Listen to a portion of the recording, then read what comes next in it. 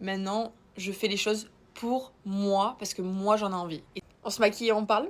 Bien rentré en France, ça y est, il est temps de reprendre une routine. Vous savez quoi, on va parler de Hot Girl Summer parce que c'est vraiment ce à quoi j'aspire cet été, d'accord? J'ai passé mon hiver à faire une déprime, etc., à me remettre en question dans tous les sens. C'est pas pour ne pas slay cet été. Parce que quand je parle de Hot Girl Summer, moi je parle vraiment de slay pour moi. Je suis remise au sport et surtout je me sens bien dans ma tête, ça c'est le plus important. Un truc qui est très underrated, c'est comment on se retrouve après une rupture. Le moment où quand tu te retrouves seule, tu te sens bien.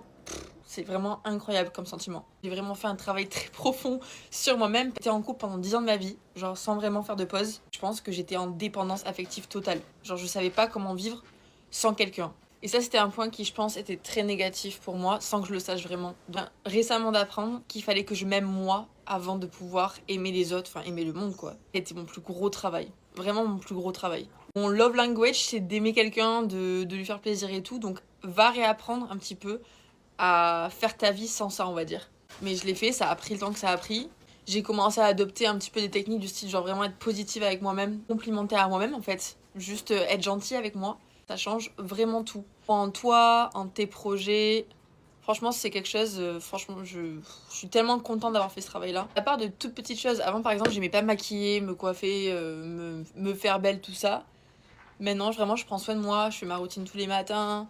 Là, j'essaie vraiment d'adopter, enfin, de chercher mon style, plein de choses qui me font plaisir et qui avant, au final, je m'en foutais. Avant, j'avais toujours besoin de validation.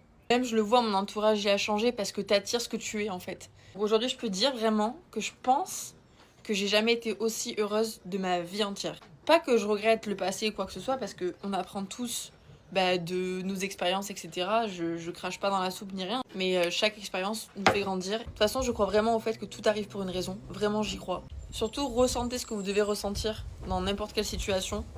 Puis après, voilà, travaillez sur ce que vous voulez travailler, mais vraiment faites-le. Je dis, je vais vivre pour moi parce que la vie est trop courte et personne ne le fera à ma place de toute façon.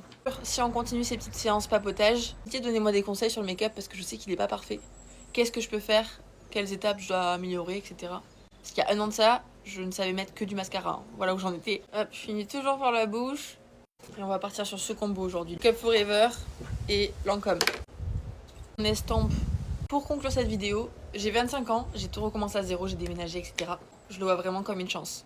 Donc dans toute mauvaise situation, tout ce qui peut vous arriver, essayez de toujours voir le positif dans ce qui vous arrive. Parce qu'il y en a toujours.